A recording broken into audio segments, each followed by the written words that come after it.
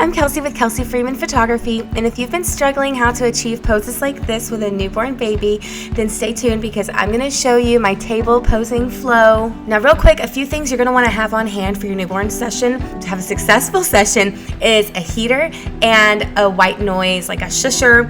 Babies need to be warm in order to do these poses, so you really want to have your studio nice and warm or have a space heater close by. Now I'm starting off with a super easy pose. I highly suggest everybody add into your typical workflow.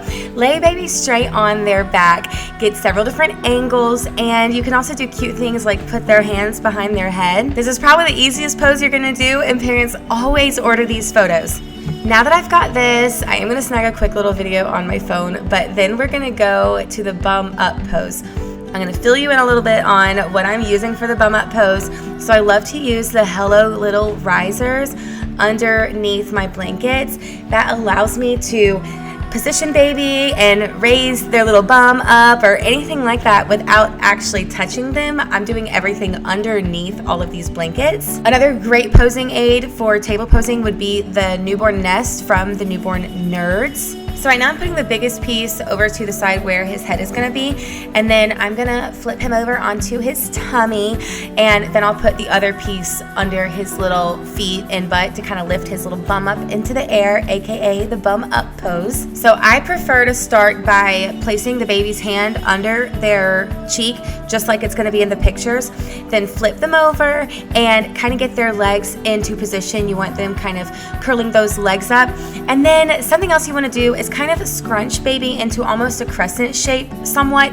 You want their little butt and their little head peeking forward, and then their stomach to kind of be curving a little bit, and what that's going to do is get you the sweetest little tummy rolls ever. Now if you didn't catch me moving my light, go back and watch it again. I moved my light from the last pose to this one because you want the light to be brushing across the front of their body. And it doesn't matter at all what that back hand is doing. You can't see it. Now, if I'm being picky, I would have preferred to have put his back foot into the crease of his front leg, but he was being a bit tense for me, and I cut all this out, but I was having to work with him a good bit in between takes because he was a bit of a stiff baby, and I got to the point where I was like, well, I really don't want to not get the shot, so I decided to get what I could get and not be a perfectionist about his foot. So if you're wondering what I was doing placing that on top of him, I just want to keep that baby settled. He was moving quite a bit, and I really wanted to be able to focus on his upper body portion where his hand was under his head, and I also wanted to watch his head angle because he kept trying to lower his head,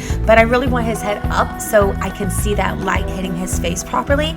So I put this pad on top of him just to keep him nice and settled while I focused on the top half of him. And then once I get his fingers in place perfectly, then I'm gonna focus my attention onto his hat. I know I'm playing with a little bit much here, but I really wanted to make sure I had the perfect little swoop of his sleepy cap.